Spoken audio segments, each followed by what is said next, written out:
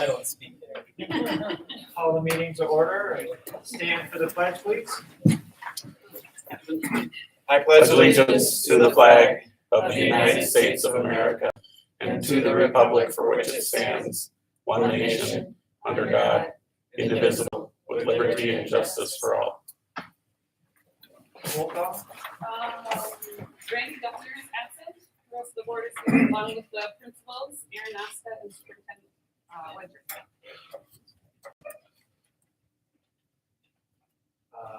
Motion for adoption of the agenda. So And a second. I'll second. Any additions, comments, corrections? just one addition to the board reports that I've so noted on your copy. Technology was not put under for board report. Hearing no other comments, all in favor, aye. Aye. All opposed, same sign. Item 5, communications, recognition, open forum report. We had a number of people here. There were some questions about the private data policy that we will be looking at tonight. Also asked for more information on the $400,000 that we lost in compensatory monies. There were some questions about that. I think they were answered okay. Asked if any grants were being done for ADA updates, and had some questions about how board vacancies are filled and when, et cetera. So, they're all answered. Moving forward to board committees. First would be West Central Ed. West Central Ed had 2 retirements and 1 resignation, which they're still trying to fill.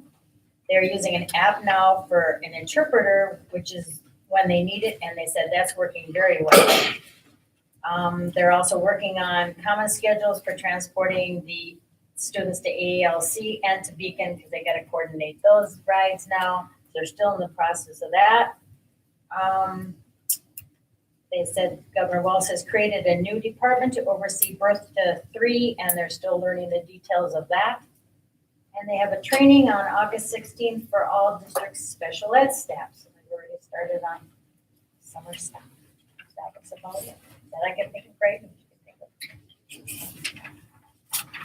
Sticking with Lee, elementary professional development. They were discussing what would be done in the March in-service, which I'm sure Cheryl will be reporting on, so she'll give a better update than I. And moving on to policy review.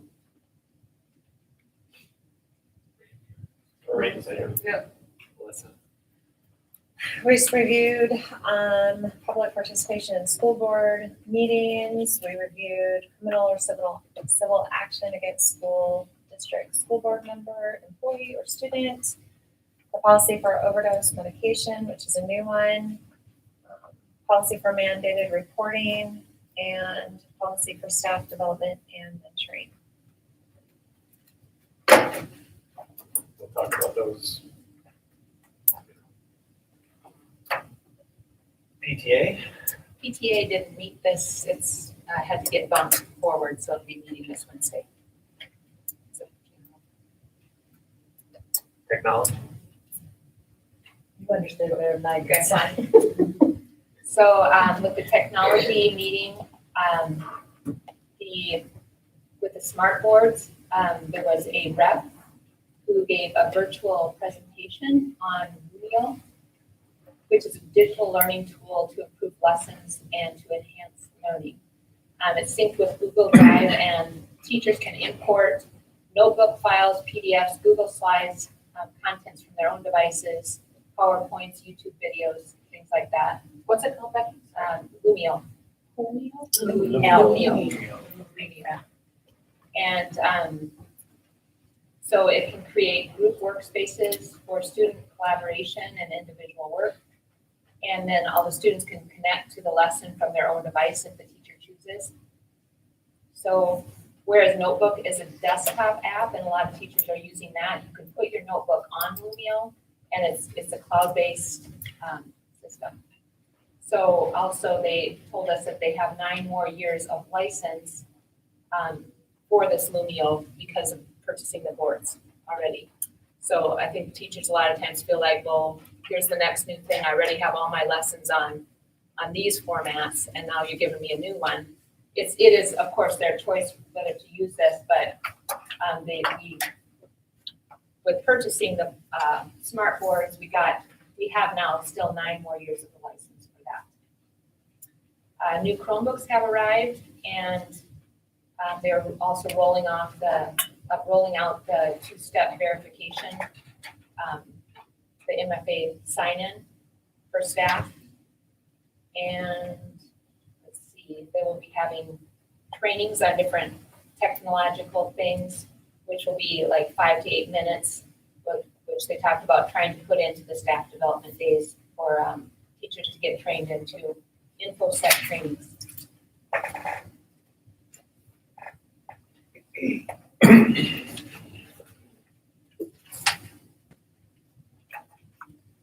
Moving on to administrative reports. Yeah, good evening, everybody. Happy fourth quarter that started today.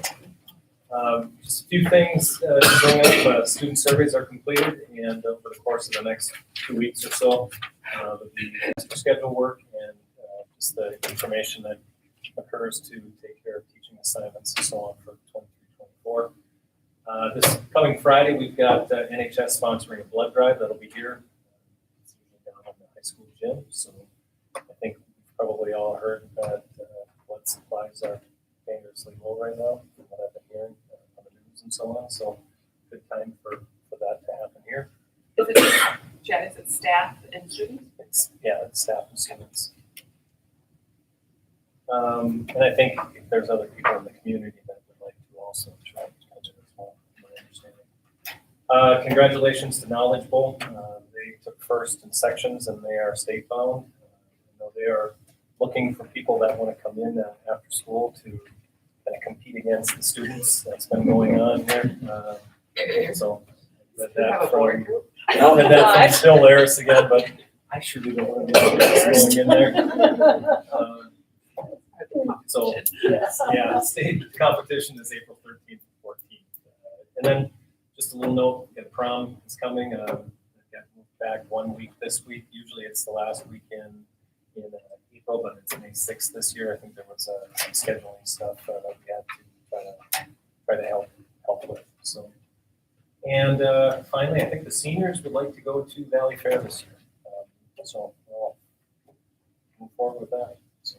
Oh, prom this year, will kids be able to go have dinner on site? I think the plan was to be on site again. That's really kind of had some pretty good traction the last couple of years. So that's at least what I'm hearing. Good question. Anything else? Thanks. Mr. Anderson. Yeah, good evening. Just some things that the middle school council has been doing in March. They still are running a March Madness bracket with the basketball things. They did a leprechaun activity for St. Patrick's Day. Along with March Madness, Miss Christensen does a Mammal Madness. It's done through some university. Mammals compete and kids pick and teachers pick. It's interesting. If you walk down by the middle school wing, she's got the whole bracket set up and is keeping track of things. So another thing, keep kids interested. We're gonna try to go to a Twins game into the state capitol on April 12th. We'll see how that goes. So it isn't opening night, but I think it's pretty close for them. So April 12th, the sixth graders. It's kind of an annual thing for sixth graders to take them to the state capitol. And then we like to piggyback that with an afternoon Twins game. So It's the only place you're going to see green grass. And access testing is complete. So that's testing for our ELs. And again, that's an enormous task that our EL staff take on. I just want to give them a huge thank you again for that. And MCA testing already starts on Monday for our building. So that season has begun. Yes, good evening. As I had mentioned the other month, we had our I Love to Read family night with the movie, and we had over 300 people that came that night. It was a great turnout. Students not only got a treat, but they got a free book, and families just did really enjoy it, and we got great feedback from that and said they enjoyed being together. Lee mentioned about our in-service, which was last Friday. We had a half a day. The elementary focus was on literacy, and it was tied to our letters training that the teachers have been going through.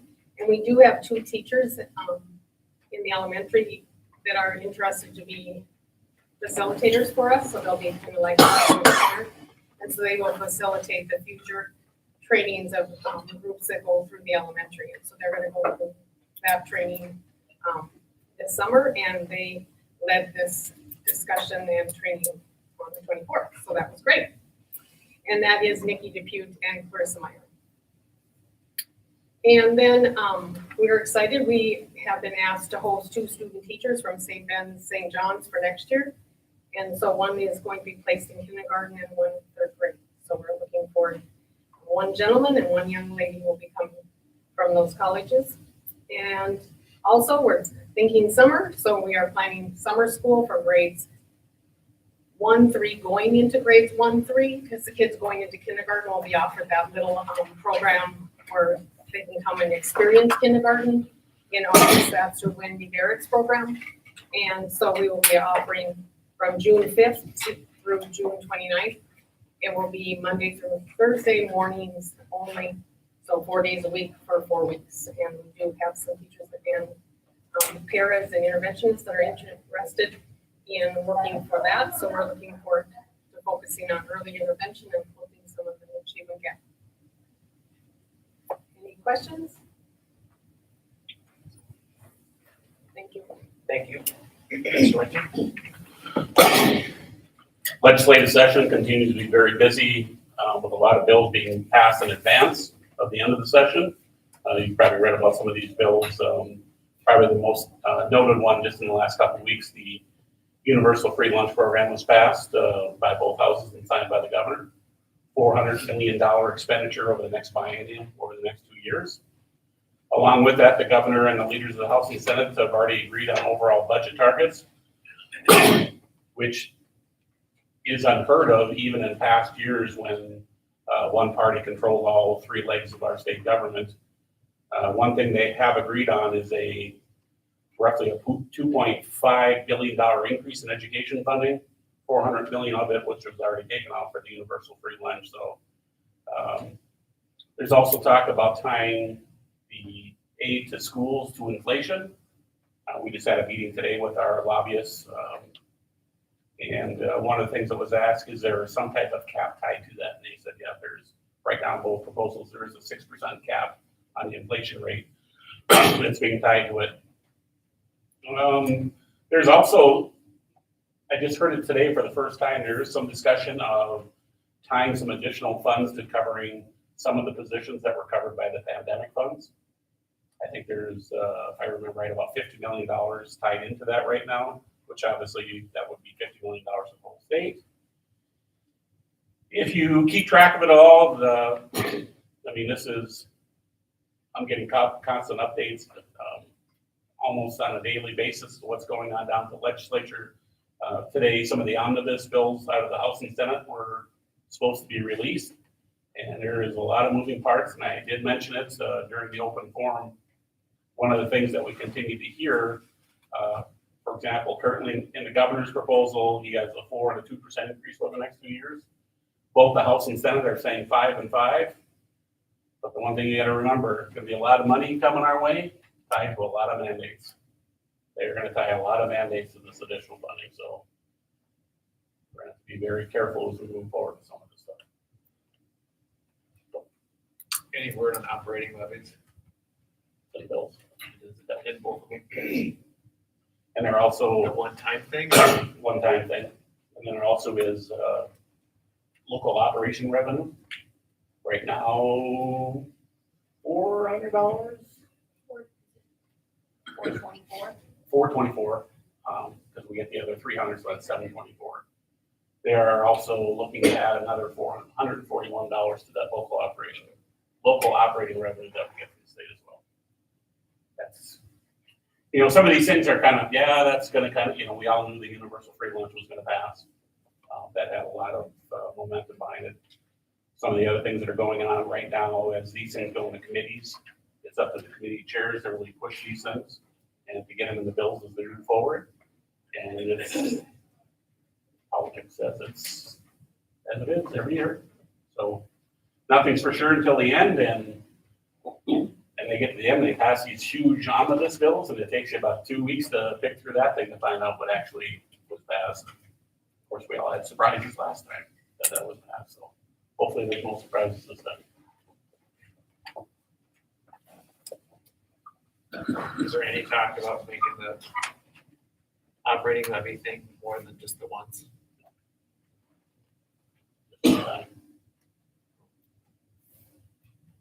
That's a specific question, it's at one time. All right, moving forward to item 8, non-action items, we have a list. First would be, so those, especially students that are here, the next, welcome. We're going through some policies. All school districts are kind of governed by policies on different subjects. A lot of the policies come from the state Association of School Boards, but when there's revisions or things that are updated, then that goes through a committee of the school board before this meeting, and then they submit it to the entire school board. We talk about it, mostly talk about it the first time when it's brought up. So there's 4 or 5 policies tonight, and then it's brought up another time just to bring it up, and then a third time you vote on it. So that's the next 6 or 7 issues, 6 or 7 topics. First being policy 206, public participation in school board meetings, first review. One of the things that MSBA had brought up a couple of years ago is that there were some policies that had very small changes in it. You could do them as a one-time read and one-time pass. Working with the policy committee, they felt that as long as we're going through the motions to be transparent, that we would just continue to flow them all through 3 readings before the board could pass on. Policy 206 is one of those, if you look through it, rather minimal changes. The only reason why we're kind of looking at updating it, just updating the statutes, if there was any court language in regard to that. But the other big reason is just to kind of continue to update these policies, because you know it's up on top. The last time that this policy was adopted and approved by the school board was 2007. So very minimal changes, but something that the board committee reviewed and bring it forth to the board, so then they would have a more contemporary revision date. Nothing, no real big changes in that policy.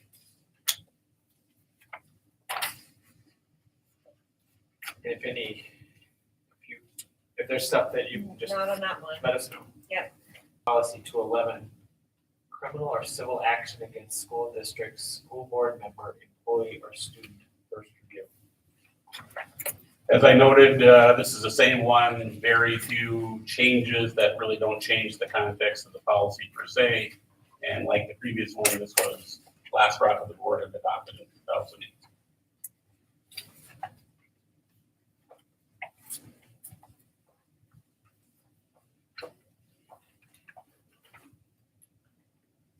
Any other board members have questions, please?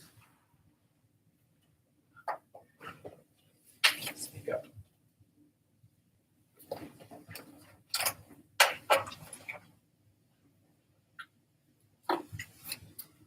Policy 414, or moving on, policy 414, mandated reporting of child neglect or physical or sexual abuse, first review.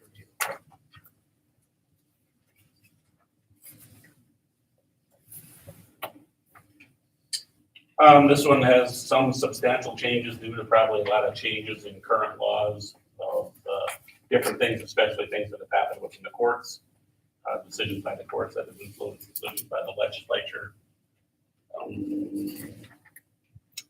There's some new definitions, and one of the things that I talked with the committee about There's a lot of new defining definitions where in the past they take a look at, physical injury of a student.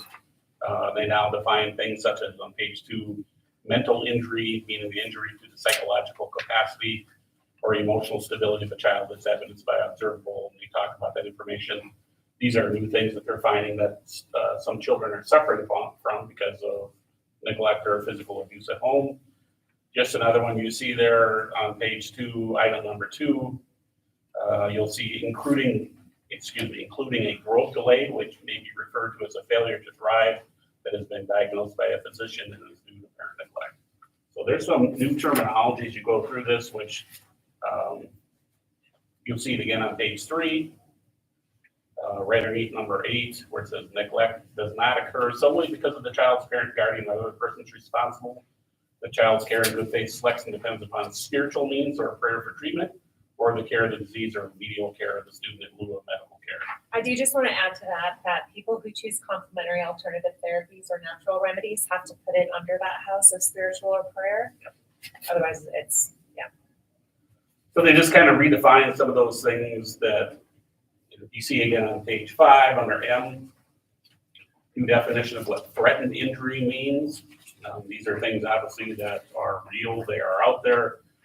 MSBA and through their lawyers that make sure that we put these things in here. Page 6, you see some new language redone of item G. Employer of a mandated report shall not retaliate against a person for reporting in good faith. Maltreatment against a child with respect to whom a report is made up because of the report. And just kind of some more rewriting of the language. And you see the new Minnesota state statutes that are identified in back, along with the confidential student maltreatment reporting law. That's the quick fly over that one.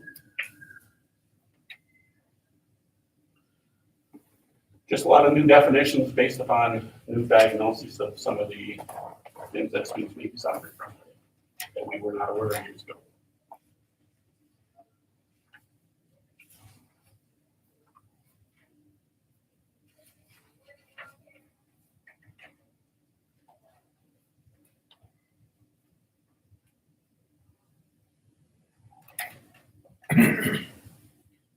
If anyone wants more time to look over things or talk or questions.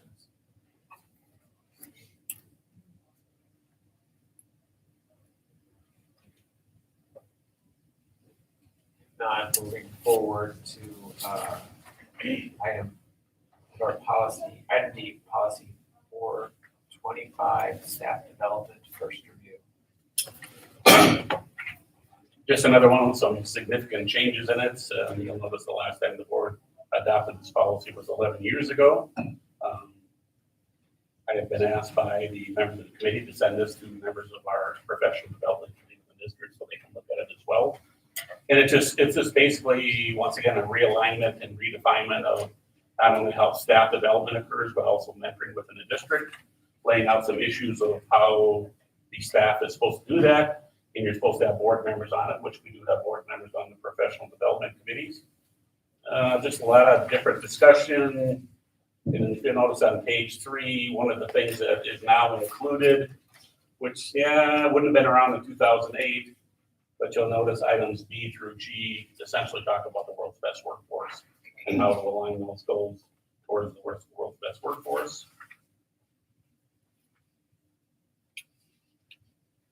They do now have some stipulations of the staff development plan, what they must have on page 4.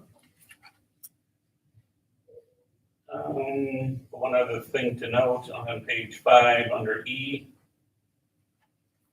under staff development plan, they must have a teacher mentoring program now. When they change it from shall to must, now you have to do it. So does this comes from MSBA? Yep, it comes from MSBA based upon changes in the state statute. But they don't it doesn't come from the state, do they? MSBA takes the state language and puts it in policy to give to us.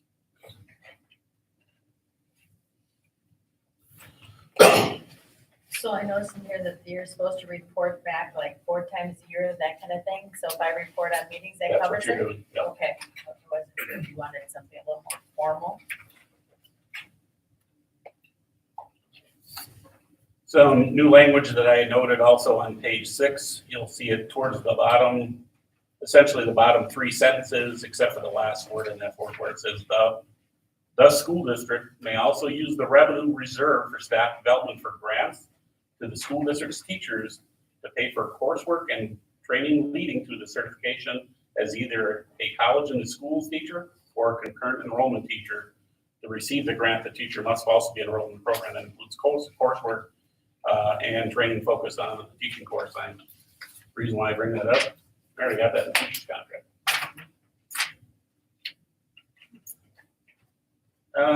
Page 8, also other uses for use of staff development funds. And you'll notice that there is a significant push. It just exists within a lot of the state language for different mandates. There is a lot of push for American Indian education. If we have that population, which we don't in our school, but I was involved in a previous school district that had a significant Indian population, and we already did a lot of these things.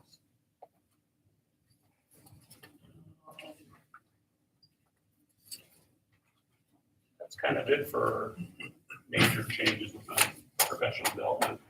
And it's noted I will share it out with those committees following the meeting.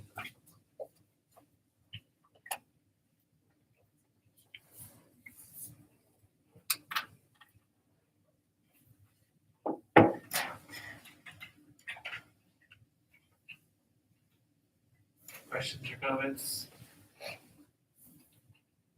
Moving on to policy 516.5, overdose medication first review.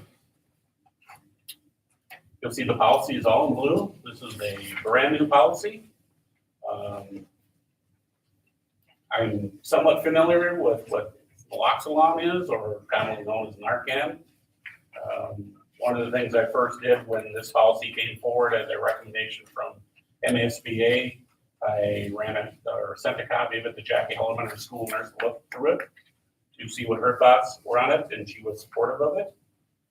Certainly as part of the policy review committee, Randy was on it, and being a former EMT and ambulance staff, he was very familiar with this. They both, and I certainly would defer to some of your level of expertise in this, Dr. Eller, but one of the only issues that came up out of this under Roman numeral number 5, you'll see they talk about the storage of any type of Narcan medication for an overdose of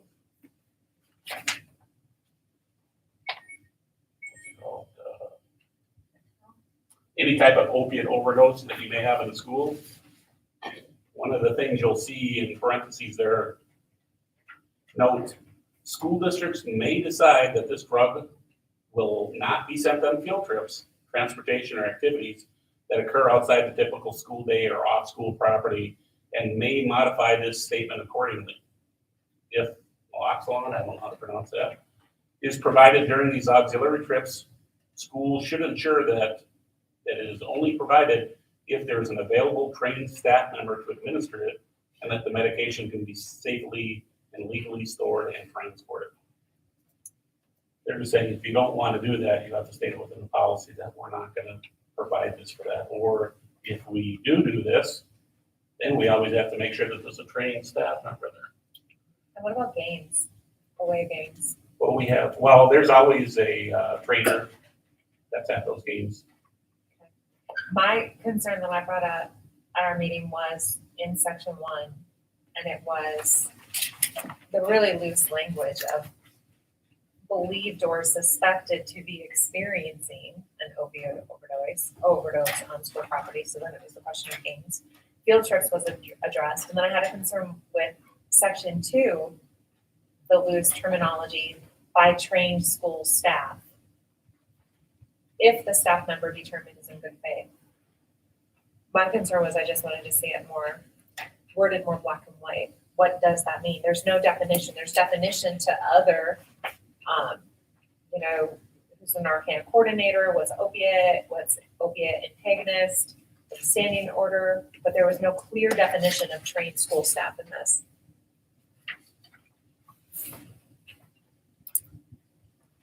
So when you say there's a trainer there, you're talking about when we have home things? I mean, I don't do all of our activities have a trainer. No. Not all of them. No. So who would be trained in administering this? I mean, the trainer makes sense. But there Parents always make is an sense. ambulance. Well, there's only an ambulance at a football game. Well, I mean, you can always call the ambulance, but It's, But it's, inside it's the the school. idea of what you're dealing with, and once again, I would defer to where those people have more level of expertise on this. That, is there a possibility that something could happen at a game or a field trip? You know, can you dial 911 and somebody could probably get there as quickly to handle this as somebody there? I mean, it's, you know, it's certain, I'm gonna use it as an analogy. Once again, I would defer Dr. Heller to tell me, I don't know what the heck I'm talking about. But in the old days, when people had allergies to these things, they called 911, and now we have EpiPens. So, but Certainly not Which at that carry same your level. own. yeah, no, but, so right now, is Jackie stocking this? No, not that hard on. so we can't really, once we approve this, if we approve it, we need to have it on We site. could have it on site then. We have to. Or that's what I'm asking is, Yeah. do we have to have it on site? Well, I think if you have the policy, they would, the purpose of having the policy is if a district wants to address the issue of a possible opiate overdose by a student, that instead of dialing 911 and getting an ambulance crew here to deal with it, if you had a trained staff member, like Jackie Hellerman, that she could diagnose and see that it's an opiate overdose by whatever means. Again, I'm not a trained health professional, and then she could administer the narcotic. My concern in that paragraph is, do you do that on a field trip when you don't have trained people there, and do you just dial 911 and get somebody there? Well, that I think a don't field disagree trip- with. A field trip, Yeah. I would want to touch that. Up Yeah, to the me either. 10-foot pool. Well, it clearly defines that there has to be a trained person on site, but I want to see the definition of what's a trained person. Right. This big. It's way too And much if of we a have it on gray area site, for we a can't just contract. have a trained person. Right. So like What does trained mean? principals. How do I feel about that?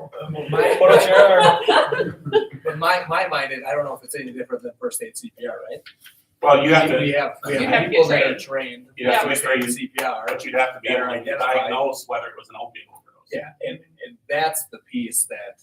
Like, that's too much of a gray area. Is Yeah. there a certification? Is there a course? Like, that's what I want to I know. would think that it would be a school nurse or a designee, that being, if there's gonna be a training on how to administer this, I would think that administration of some sort is gonna be a part of that. And so that, yeah, first and foremost, I would think that we would want our school nurse to be the person. Yeah. But that being said, She would coordinate anybody else that's on staff that are currently EMTs or have that training. exactly. That's what We would do. need clear So definition, there's a otherwise couple- it's lawyer up. Like, so we're gonna get this, this policy doesn't really talk about, like, the EpiPens. I've written a prescription in the past and we've kept them, but this would be a Well, new. So Yeah, how this do is dictating that Jackie is gonna keep something, even if we just say, the nurse, we're gonna define that as a person on campus that can train this and that. But even just keeping it so it doesn't expire, right? I think the other situation, and I'm not aware of any, but I could imagine that there could be kids, maybe kids with special needs that would be on narcotics. In which case, they probably need a plan. Because if they're gonna prescribe chronic narcotics like that, those usually come with a Narcan prescription. Or either purpose, accidental or intentional overdoses. I don't think we've had that, or it hasn't come to mind, but I could imagine that happening. That would be a different circumstance, like that special ed teacher would probably need to be in the loop on that, in addition to our nurse. To recognize. But definitely no one field trips. Okay. Yeah, no, I don't, I yeah. would mess with that. Don't mess No. with that. Well, one of the things that MSBA is trying to address, that obviously there's been schools, unfortunately, in the state of Minnesota, that dealt with students that had, both students and staff, that have had opiate overdoses. And you're saying, well, in the past, what happens, you dial 911, ambulance come, they diagnose it, but is this just a quicker thing to hopefully, if you have the capacity to do it with your district, to allow it? So if it is a special needs student and they are prescribed opiates, and then when they are prescribed Narcan, and that child goes on a field trip, like they need it, they're on it, then what? That would be. Then you would have to make a plan. That would have to on be that an field trip. individual plan. I mean, most So then almost Most an of those- amendment to this. of those Yeah? parents are probably, Well, yeah, usually with any IEP, you have a plan of what would happen on a field Okay. trip and those kind of things, so you'd have to, the school would have to be notified of the particular medication, then you have to have somebody along the field trip that would be able to administer it if needed. in an IEP trumps any of Okay, okay. it. So are is all staff trained on first aid? No. Okay, so if a teacher recognized something going on, Call she the would nurse, just call the nurse first. right, and So- also within our No matter, I phone mean, directory, could be anything going in on. our phone directory, there are noted people that are on ambulance or EMTs. In case you get called nurse or you dial 911. And the reality is, some schools are just saying dial 911, don't. You know, we're fortunate that we live in a community with a pretty, an outstanding ambulance EMT thing, they can get here pretty quick. Yeah, and I would just want, if we do adopt this, that it's still okay just to call 911. Oh, yes. You know, you don't have to Oh, go yeah. to the drug Yeah. cabinet and try to do this Dial yourself. 911, Yeah. no matter what. But, and probably you should dial 911 even if you're gonna Yeah. administer it. Basically, this is requiring Jackie to keep Narcan on. So how does that work? Stop. So would an MD have to prescribe it to the school district? How does that, No, like, do we? that I don't need know, EpiPens? but we would keep it on hand in case there was some kid that was using an opiate, not without a prescription. You know what I mean? Yeah, no, I understand that. Yes, Yeah, no different than like an Yes. EpiPen. yes, Yeah, yes. And I Okay. think the nurse has just gotten a prescription either from Okay. me or something. Okay, so it's allowed. I just wondering how we, Unfortunate, but. how we monitor, or how the world monitors, so. So I'll take the field trip stuff off it and can continue to have discussions on it and bring it forward. Ron's chasing down. Amusement, sorry. Yeah, really.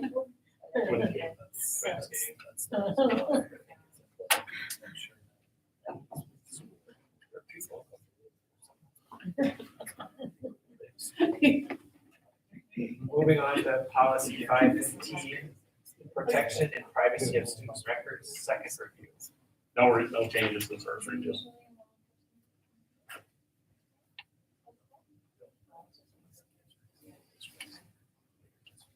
Assuming if anybody have questions or comments about the second review, they'll let us know. Moving on to item G, policy 534, school meal policy, second review. No changes, and even at that time, it seemed like a moot point with all this going through, but you have to remember, you still have to have a policy in place when you receive any type of federal dollars, and this is currently a 2-year plan, so we don't know what happens after that. We pretty much think it's gonna go forward, but we still would need to have some type of policy. And that policy in the school once thing starts Next fall.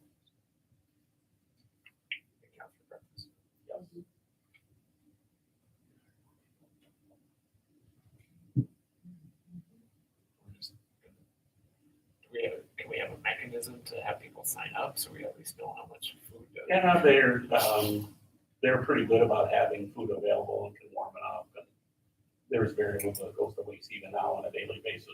The numbers, you can track them over a period of time and they have an idea of them. It'll be, once again, new next year, so they'll have the capacity to quickly warm up food if needed. Does it carry through summer? like we're having a summer school program this year? Is A it? whole different thing now Okay. that we're looking into. Okay. That's a good idea, I like that though, sign up. Fill out your menu for the week. They don't even do that now. That's But gonna be that was great. second review and no changes on it. Moving on to second review of policy 722, public data request, second review. No changes to the search review.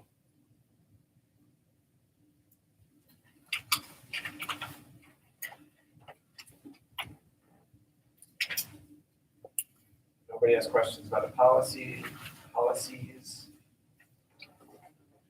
Moving on to the consent agenda, a motion to approve the consent agenda as listed. And a second. A second,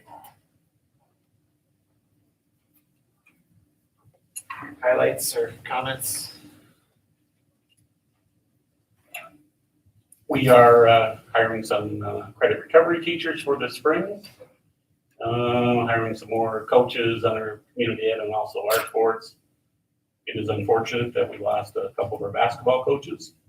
And I would sit down with Jonathan and talk to him about what are some of the dynamics behind that. And it's just, whether it's a family decision, family dynamics changing, those type of things. But overall, we all know, we talked about it before.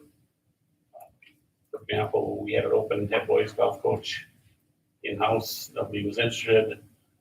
Fortunately, it's somebody from the community that wants to take that on. But coaching is what coaching is. It's going to continue to be difficult to find coaches, but we've been pretty good so far. But you'll see some other coaches that were hired for spring sports and some teachers that have requested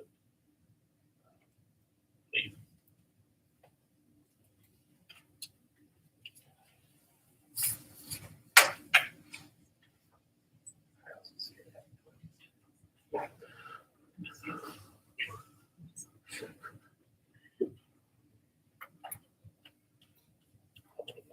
Any questions?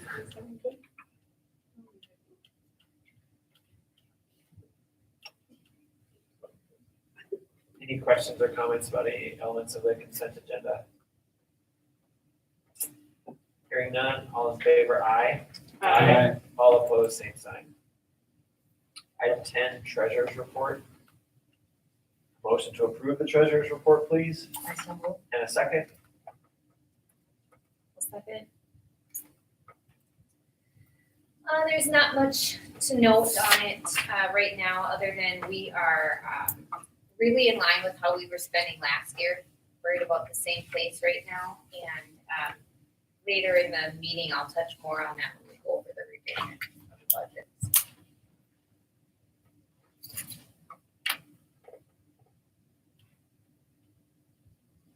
Questions from Ms. Hoskins?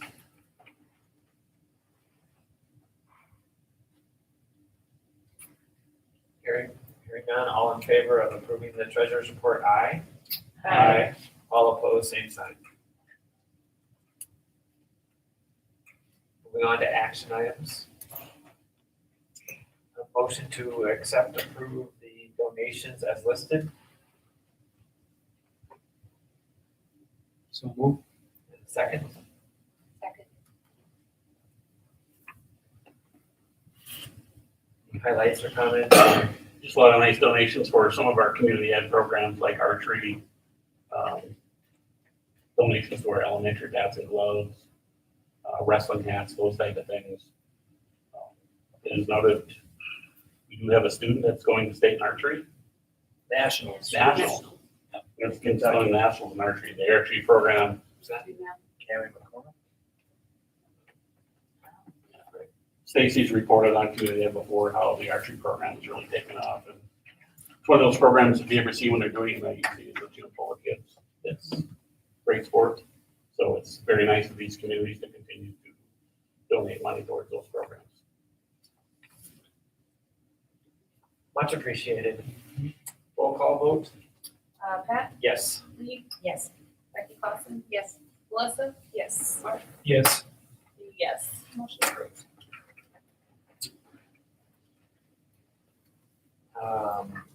Item B would be 2022-23 budget revision. A motion to approve the budget revision. So move. And a second? I'll second. Okay. I know when you look at this, it looks a little scary, but I just need to point out that out of the general fund, we're showing an $855,000 deficit. However, just couple months ago, we were approached by West Central Ed to remodel our ALC for our Beacon program they don't have a place next year, so we had to do that. So that is a new item that was budgeted, and that's $456,000. So that leaves us really, yes, but we're spending like $456,000 out of our savings basically, and they will be paying us back, just not this fiscal year. It's gonna be recouped through rent and things like that, hopefully next year, within the next couple of years. So that leaves us with about a $400,000 deficit, which I was talking with Mr. Winter earlier today. My feeling on that is that it's definitely from that lack of compensatory funding. We saw in 2019-20, we received about $704,000. The next year we received only $567,000. 21-22 we received $348,000, and this year we only received $300,000. So that's catching up, and now that loss is really what's fueling this deficit in the general fund. Next year, thanks also to the direct certification of the students that are on medical assistance, families on medical assistance, our compensatory funding is proposed to be roughly $840,000. So that will help us tremendously. So just this last year struggle, and then we'll get through, and I think next year it's gonna look very promising. Because of the 1 year delay in their compensatory funding. Yep. If they do it correctly. As of right now, they're talking, well, you have to think everybody's compensatory funding went up because of that direct certification. So now there's this pot of money that's sitting there, but it's getting distributed to even more places, more money. So will we really get all of that? Maybe, maybe not. That's what's happened with our concurrent enrollment. There's so many students taking college classes right now that the pot of the money for everybody is so small. We're only getting a fraction of that. So that's kind of our concern going forward is now there is all this money. And as Mr. Winter said, mandates, are we gonna receive it all? But it's looking good for us. I think we'll be okay, but overall, we've got a good fund balance, and this will be good for us. We'll make it through. And again, I budget very conservatively with our numbers and our revenue. I don't usually don't really budget all of our funding or all of the money we receive, because you never know what our numbers are gonna do for enrollment. So just keep that in mind, very conservative. And I think we'll be okay at the end of the year. I know this isn't really your department, but are our strategies to make sure that families know to sign up for medical assistance? I mean, it seems like we're so used to free and reduced lunch and encouraging people to sign up for that. Have those strategies transitioned to the? Not that I'm aware for anything. We do have someone coming in from Centricare that is here, I think, once or twice a week, that is helping families, mainly Hispanic families, but helping families in general get that process so they can get what they need through Centricare. Yes. During the day. Yeah, I've gathered. If we need more resources, let us know, because that's gonna be the driver of this compensatory funding from here going forward. And so, and greedy, but I mean, from Centricare's perspective, they want that too. Yeah. Right. So, They're gonna have to do something, because free and reduced lunch drives a lot of things. yeah, They're gonna have to refigure a lot of things, especially like Minnesota High School League, school funding, a lot of that stuff, they're gonna have to figure out. And it's gonna have to be fairly quick. Who's they? The legislatures? MD, how all this stuff is done. You want to know how quick that- Yeah, So just to add, like, if you have a family that has a number of kids and they have a single income from Genio, that person might qualify for free and reduced lunch, but they have health insurance. Like, how does that get compensated with this new? I know this is a big picture. This isn't really the treasurer's Families are report still thing, filling out the forms too. They are filling out the forms, yeah. but they Even don't if they have qualify health. for medical assistance because they have But they- insurance. but they can still qualify for free and Yes. lunch under the Income income cap. level.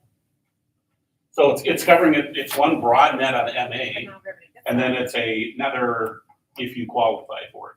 The issue that is, once again, we're gonna be dealing with next year, is once you lay out there that everybody's getting free and reduced lunch, it's gonna be very difficult to get the family to fill out the forms like we did during the pandemic. So what we're being told by the legislator right now is they will develop a strategy so you won't lose money. But they just don't have the plan in place. So They you got the can- cart before they got the whole cart before the horse. So you're saying you can qualify for this funding even if you don't qualify for MA? Yes. Okay, so there's still. Do we have the mechanisms to capture those families? Sounds like we're trying. Benita's very good at Yep, We need to that, definitely show. yes. Okay. and we know which families right now have the MA rollover and which families have filled out the forms. Okay. Because MA is not like one income from Genio and 4 kids. Yeah, you might have health insurance, but Is the form for free and reduced lunch, is that, although now it's pointless, but was that form automatically in the student's paperwork at the beginning of every year, right? It was sent out in the calendars. All the calendars that were sent out had the form. The registration, it was not, we kept trying to do it, but we kept having snags because it was something that the parents had to list that we couldn't get through our system. Okay, so I know that it would be a little arduous to add this extra step, but when you check into like grab your Chromebook, do all the other stuff, could there also be some sort of check-in to, did you fill out all the school forms? I see that you did not fill out this form, even if you know that you don't qualify for it, we still need you to fill it out. And that's what Benita does. She targets those families so that she's reaching out to them. You're talking about open house. I feel like it used to be before everything was Like, that way it's online not every registration. It was student, kind of not pushed at just- open house. We had tables set up. Yep. Yeah, it used to really be pushed at. you really open want house. every When it's all student Right. involved. You don't want you don't want it, Exactly. you don't want yeah. it targeted, you want every student. So does that still happen at open house now that it's all online registration? I know Benita's here at open house. She is here at Oh, open yeah, house. to answer Okay. questions, and Cheryl's Okay. here doing the same thing. Okay, so she has a table now. Yeah. We have a targeted approach. Yep. Well, no, we have the target approach plus open house approach where everybody can get it. But that only happens in elementary. So you only have to, you have to apply for it every year? Yes. Yep, you do have to fill out the paperwork every year. But it is still out, it still goes out with the calendar. Yes. Not that necessarily anybody catches it, but it's there. So Like I know it's a much smaller student base, but when my kids went to St. John St. Andrews, like that packet was gone through with me sheet by sheet. And there were a lot of things in there that, okay, even though this doesn't apply to you, it was like the thing for the books or something, I don't know. Yeah, like that was really helpful. So if something like that was just one extra layer here to try to capture more, it's a lot of money we're leaving on the table we need. Especially if we're going into this budget thinking, well, if the government does what they're supposed to hopefully possibly do, then we might be okay. It's not kind of warm fuzzies. But like you said, there's a limited pot and we don't want other districts to do a better job of this than us. Right, so let's get a good strategy. Are there any other forms that are not online that parents have to fill out? other than this form? Like beginning of the school year stuff is all done It's all- online. The activities is all done online. Just other things like I know we do in the middle school that's not online is like our incentive-based stuff. Right. Just, Permission stuff. yeah. We also do the food for thought. You know, That that's is a lot in online. the element, you know, Yep. and that's a not online. And so we can offer those forms and have a lot of that at open house and at conferences and explain it again at conferences. So, So that's kind of up to the teachers then at open house to kind of explain that. yep, but we have it in the room so that they, yep. And then at parent teacher conference, of course, there's usually not enough time to And food for thought does have a table also. And so does Benita for free and reduced at open house. It's all only in the elementary though. I mean, really, you could hire a few people and still be ahead. I mean, when you think about how many hundreds of thousands of dollars, or do we need a committee to brainstorm and look at other districts and see what they're doing well? I mean, it seems like it would be worth a good chunk of money to invest in and to get some ideas go flowing, and we need to knock on doors, or what do we need to do? Or do I we, think we're doing a lot better than our surrounding districts with giving numbers. We've always done a Benita does a great job. I've never seen a school that has done. She gets, I don't know how she does it, but she does. At every other school, I think they've just been floundering to get them, and she. Give that lady a bonus? But we're taking one of her motivators away from her. Free lunch. But she understands that we still need to do it. I know, but yeah, but the kid, I'm not, don't get me wrong, I'm not doubting Benita's Benita's, competence. I'm just, we're just, one of the motivators for the family is Yeah. being taken away. yeah, I mean, that's the easy thing, like, this helps your kids eat. But we even Well, we even still need don't you to know do it, right now even though whether your kids are how gonna much of an eat impact it's anyway. gonna have. Yeah. That's why I think it has to be every. Until we know the impact it has, we won't know until the legislative session. We should just talk about it again. Well, and what about when you talk about this, just elementary, but high school and, I don't know, middle school kids also pay fees for sports? And those are discounted if you're on the free reduced lunch. Are the athletic department, Yes. do they hand out these forms and say, hey, this could be half price for They you? don't end up the free reduced lunch forms. Not that I'm aware of. It is, that information is communicated out to them. You know, I think part of it is just, we don't wanna be so nosy that we want to know everybody's income. But I think as long as we educate families that free and reduced lunch is not an issue anymore, so we need to know we're getting enough resources from the state. So if we're asking nosy questions or bugging people or have this as a general question for everybody, that's why. I think the majority of people, myself included, were under the assumption that it really just affected the school lunch, that it didn't go into so many other areas. And so if more people understood the impact it has, now you said we don't know the impact yet. So is 400,000 a true impact, or is that an assumed impact? For this year, it is a direct impact. Then that's significant, as you were saying, right? For two people to fill that role, it's a lot of money. And I think it always was tied when, like, the non-public schools and around here, we talked to them and said, this finances extra teachers for smaller class sizes, it finances title. It's not just a free and reduced. So even if you don't use it, because like you said, a lot of people are too proud. Oh, I could have free and reduced, but I'm not going there. But if I fill this out, the school's gonna get money. That communication's been lost down the line, now that doesn't happen anymore. When was that first established that the school lunch program filtered into all those other programs? Is this just a grossly outdated Long time policy? ago. Years and long Years. time. Okay. I mean, I can say when my kids first started at St. Mary's, that was Yes. definitely explained. Yep. That even if Yes. you don't think you qualify, you should fill it out because it's bigger than just Yeah. lunch. I agree. So that's what So, St. John St. Andrews did too. So that was, I don't know if it's still happening, but that was definitely happening at that time.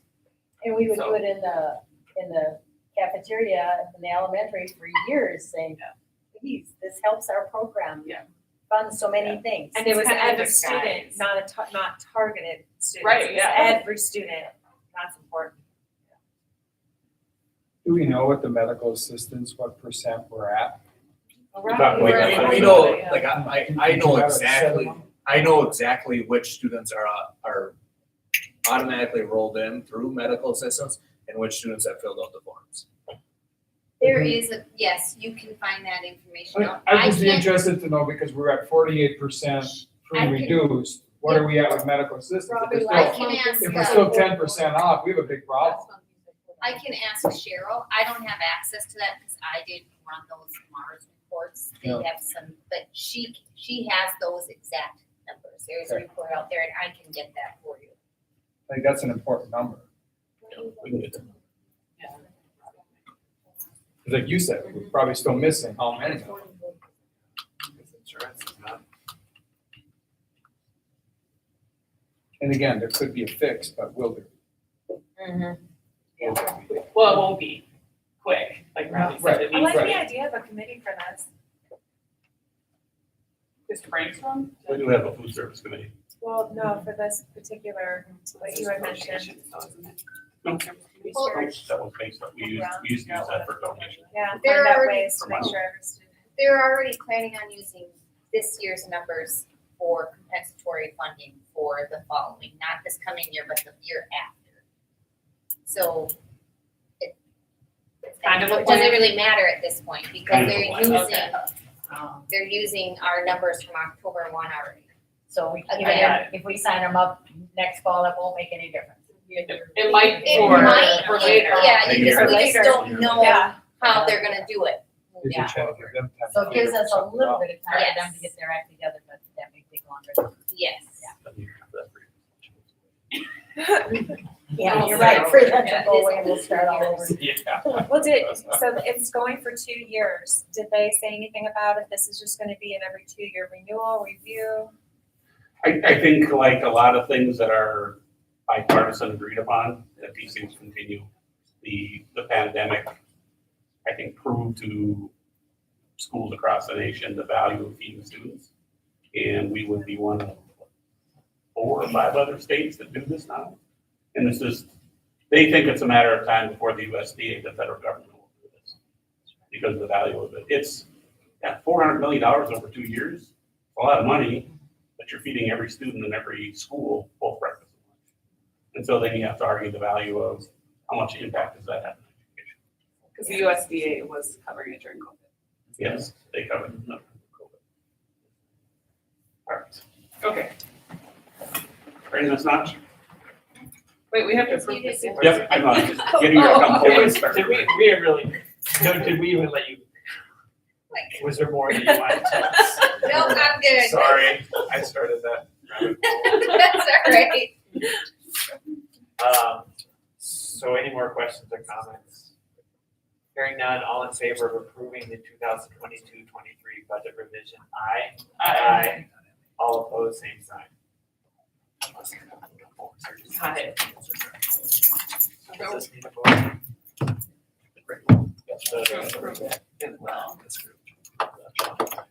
That's for the title.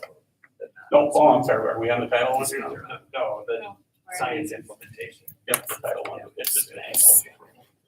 Okay, so a motion to approve, Well, that's after this one. no, this but one's so do we need a motion for the science? Yes, I'm sorry. Science Keep curriculum. thinking you're on the title one. Nope. Yeah, we do need a motion.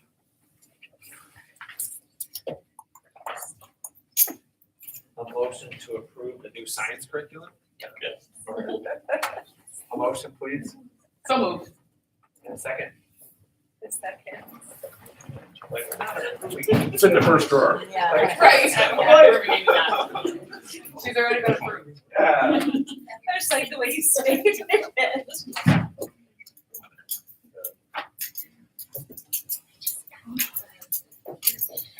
I thought we were going back and forth with that title. Nope.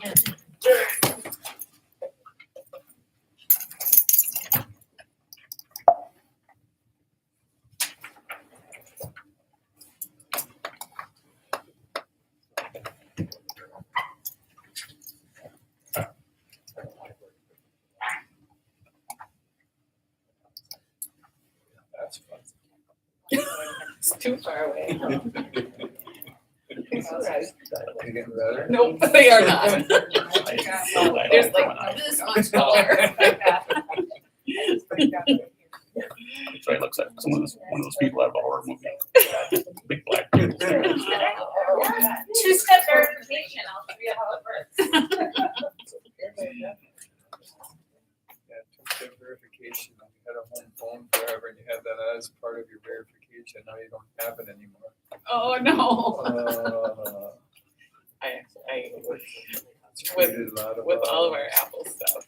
It's for me to code off of Sam's, Yes, it's whatever, me. this or that. I'm like, oh my goodness. Because all of our phones are connected.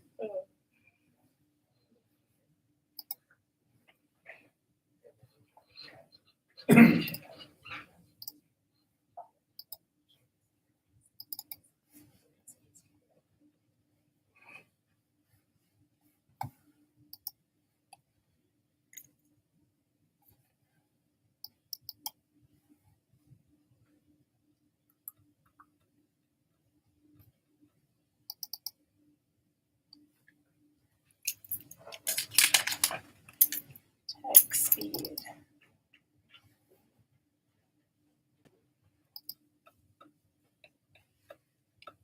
Nicely done. Feel bad with my back while I was doing this. So Mr. Winter asked me to come back to the board and share some updates as far as the curriculum cycle goes. One of the most important ones being the movement we've been making in regards to the new science standards. So just as a reminder of what a curriculum review cycle entails, as a school district, we spend time studying new standards, doing a needs assessment of where is our community at in the understanding of those standards, the application, what does our data look like, what are local communities doing. When we talk about things like the CTE program, what are the needs and demands of our local workforce and how can we support that as education, as an education system, and where is the research leading us?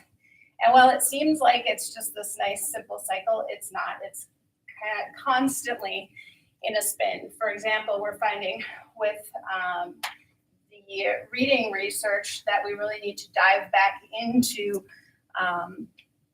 some of the different strands that lend themselves to developing readers. So sometimes we have to loop back within a cycle. We design as a district, working with teachers to look at the evidence-based resources and strategies that are out there, finding out what programs are available to us, narrowing that scope down. For example, when we started looking at the science curriculums in the elementary school, we had over 8 recommended programs. We narrowed it down to 2 because to do a pilot, an effective pilot, and really dive deeply into those materials that we're going to make the investment in, we want to make sure we're giving them due diligence with our staff and not overwhelming our staff at the same time.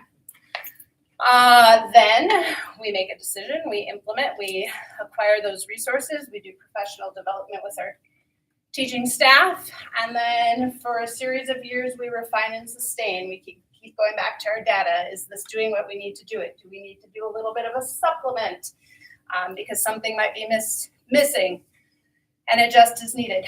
This cycle can be anywhere from 6 to 10 years. We've had some conversations about what happens at the legislature and the Department of Education, and while we'd like to have a nice tight 10-year, 6-year cycle, whatever, things happen and those new standards don't come out as quickly as we expect them to, or a publisher stops publishing our workbooks and we need to make those adjustments. Any questions about the curriculum review cycle? So as we talk about the program that was being designed this year, and actually this design started before I started in my position. MDE rolled out the science standards in, I think, 1819. 1920 was really their big launch, and we all know what kind of fun we had in the spring of 2020. So things got kind of delayed, pushed back. Middle school moved forward and had chosen a program called Amplify, which they are actually already teaching in grades 6 and 7. Grade 8 will start using Amplify in the upcoming school year to teach the physical science curriculum. And physical science is new to 8th grade this year. Typically, that was more of an earth physical science space type curriculum. So they switched up the core in that area. If we move back to the elementary, we explored multiple programs, talked to other districts around us. A lot of them are in the same boat, still trying to kind of figure out what's going to work well. We took a look at Ed Reports, which is an organization that looks deeply at teacher feedback on different curriculums, and two that stood out to us both as programs being used by local schools and coming highly recommended out of the science branch of the Department of Education is Twig Science and Discovery Science. The teachers took a couple months with those materials, used a unit or two in their classroom, and found that they really fell in love with Twig Science. And part of the reason that Twig is so appealing to them is every unit starts with a storyline. You are a scientist, you're investigating a problem, be it scientific or engineering, and you're working your way through the process of inquiry, discovery, testing your evidence, meanwhile learning those core concepts of science, and coming eventually to a conclusion that you'll retest and revisit again. It's a really in-depth approach to science. It comes from the next generation of science standards, which were a national organization that designed it. We're excited about this idea of how we will move forward with teaching science. And it is our hope to implement Twig Science in the fall of 2023. And then, I'm sorry, so Twig Yes. Science is just that basic foundation that puts it into like that story format? Yep. Okay, got it. Yep. And then I said in K through 5, they take what we call an integrated approach to science. So it includes the earth science, the life science, and the physical science, kind of all blended together. When we get to middle school and high school, then we start focusing in core content areas so that teachers and students can both dive more deeply into those core areas. Sounds like Math by Fred. Not familiar with it. They do that same story concept, but it's really good. Yeah, Yeah, it's narrative. And as an English teacher by former trade, anytime you tie narrative into something, a story, it makes a whole lot more sense to me. So, high school science. We are gradually moving there as well. Next year, both our 8th graders and our 9th graders will get the physical science standards because of the way things flipped through the years. The year after that, the 9th grade core content shifts to a focus on earth science. One of the things we spent a lot of time investigating as a department was the biology curriculum. And I don't know if you're aware, currently our students take a biology 10 course per semester in 10th grade, and then they get the second half of biology 2 in 11th grade, or they can opt into the college biology class. Our department had some concerns about what they were seeing in MCA test scores. We had some concerns about struggles students were having in the college biology class because they were missing basically a half a year of high school level standards. And so they proposed going to a core content grade 10 biology class for a full year. It lends itself better to the implementation of the standards with the storyline and the curriculum that our new biology teacher is looking at. It allows us to do more interactive simulations and investigations in that core area. So our proposal is that biology, starting next year for 10th graders, would be a full year. And then in grades 11 and 12, there'll be a core content course, which is either a semester of chemistry or possibly physics. We'll have to have those conversations. And then an elective class. And you'll see that the small bullets list the electives that are currently in our course registration. They include a number of college classes in college biology, physics, chemistry, and anatomy. There's a microbiology course offered. We have to have a conversation about that earth and space science 11, 12, because we moved those standards to 9th grade. So this is an opportunity for us to maybe do some new course design. And then we also can give students science credits through some of our AG courses that are aligned to the science standards. What is the grade 10 core content now? It's not a full year? What is it now? They were doing a half a year of biology and a half a year of chemistry. A bio 10 and a chem 10. And now it'll just be a full year of bio. Full year of bio, which then gives them the full year of focus on biology before they take the NCA, the high school science test.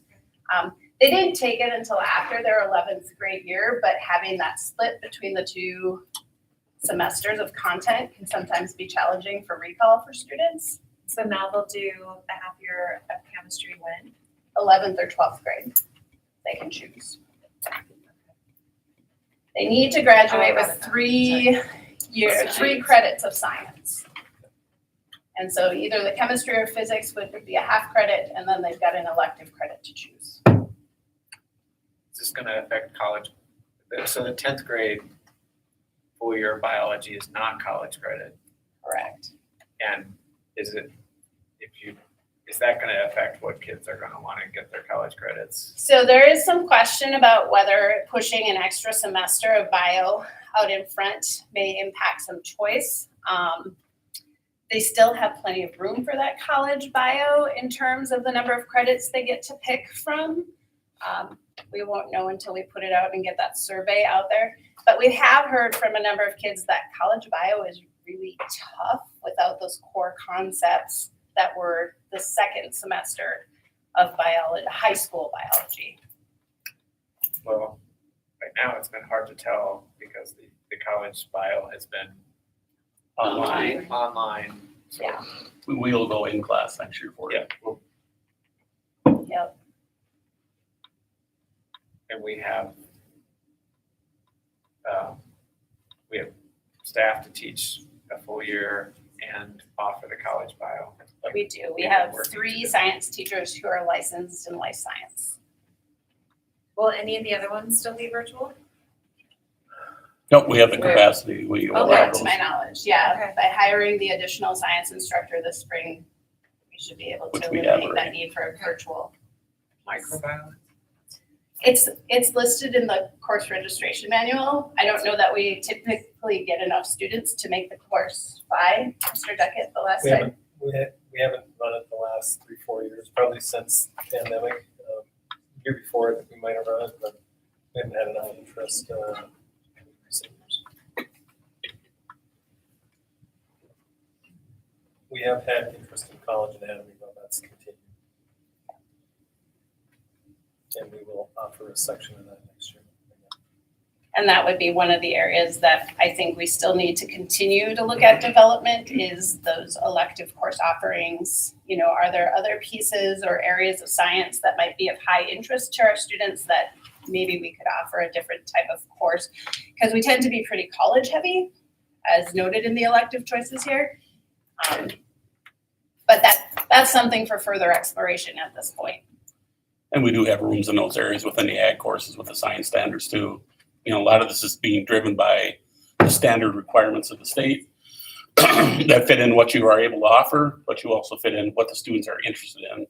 But we still have to make sure that we cover the requirements of the state staff, the state's science standards. I think plant and animal science are both counted, right? Yep. Yeah. So they're egg courses, but they both count for science credit. Any other questions about the science? All right. The other area where we're taking a look at some materials is our elementary character curriculum. Our current curriculum in this area was teacher created and developed, and right now it's grade banded. So we have a list of activities for grades K through 2 to do, and we have a list of activities for grades 3 through 5 to do. And what we're finding is those activities tend to get repeated and not developed more further with students. And that when teachers design curriculum, a lot of times they lean on their favorite things to do. And so we are recommending, based on the data we're getting from our PBIS team, that we need a stronger scope and sequence of character building lessons. We reviewed several recommended by local schools that they use. We've narrowed it to 2. One of them is called Second Step, and we've used that in our summer school curriculum. We've used it as a supplement in some of our classrooms where students needed a little bit more support and some core ideas about what it means to be a good citizen in school. So we've got those 2 pilots in progress in grades 1 and 5, and our other grades are reviewing them at this time. Questions at all about that? So when you buy a curriculum like that, or you. Yep. That, is there text, is there? So in the case of both of those, they have a digital database, and then they come with print support. So with both Second Step and Pass, they live in a digital platform. So you're looking at what they call a subscription model, and signing up for it. That's, I missed the grades, what's? That would be grades K through 5. Do they do that curriculum every day, just as part of their lesson, or is it? So the Once character a week, development, or- correct me if I'm wrong, Charles, once a week. Once They they do do a lesson? they want to do 10-minute chunks, like with the younger kids, kindergarten might do 10-minute chunks, but it is a minimum of 25 minutes a week. 25 minutes. And both Second Step and PAS, I believe, are set up for the same type of model. So they fit into our scheduling routine pretty well. There's just more of a sequence of development that's appropriate across a wider grade band, or across more grade bands, more lessons. Somebody else put the work into doing more. Any other questions about character development? All right, so just looking ahead, I'd like to keep these things on your radar. We talked about how curriculum cycles sometimes get interrupted. In the case of K through 4 math, we currently use a program called MyMath. They're not printing the workbooks anymore, and I've been able to dig up workbooks through overage companies. They don't have them anymore in the overage companies either. So next year we'll be looking at piloting a K through 4 math program to adopt for school year 24-25 because we can't get the materials anymore that we need. New PE and health standards came out a few years ago. We need to revisit with the physical education and health team whether our current programming is fitting student needs, meets the standards, and then do some update with a possible resource pilot in the spring of 24. I also wanted to note that I don't know how many of you realize this, but we have a shared bike fleet with the Albany School District. We've had that for a few years. It's in need of an update, so I'm working with our Albany partners to write a grant to do an update on that bike fleet, which is a super opportunity for our kids to be able to use bikes here at school if they don't have access to that kind of transportation and riding at home. So, and then lastly, as I stated when we were talking about science, I want to make sure that we're exploring some of those other elective options. And then we have to finish the resource acquisition for grade 9, which will be the new earth science course as dictated by the state standards. And then updated resources for our 11th and 12th grade classes. So the chemistry, the physics, any of the college classes.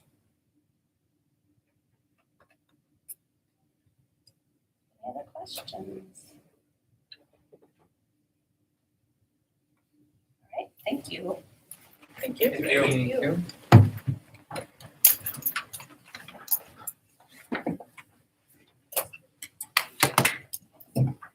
If there aren't any questions, vote to approve the science implementation plan.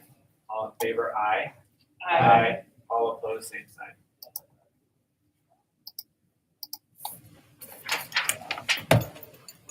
Now, motion for the annual approval of the title program fiscal year 24. So moved. And a second? Second. Annual approval of move forward with title program next year. No changes, annual thing. Questions or? Over. Because Amy is curriculum and title, she'd be another good resource on how to get more information out to parents on signing up for programs, because that's kind of her thing too. Affects her budget. Questions or comments? Hearing none, all in favor, aye. All opposed, same sign. Motion for adjournment, So second. Second. Comments, hesitations? All in favor, aye. All opposed, same sign.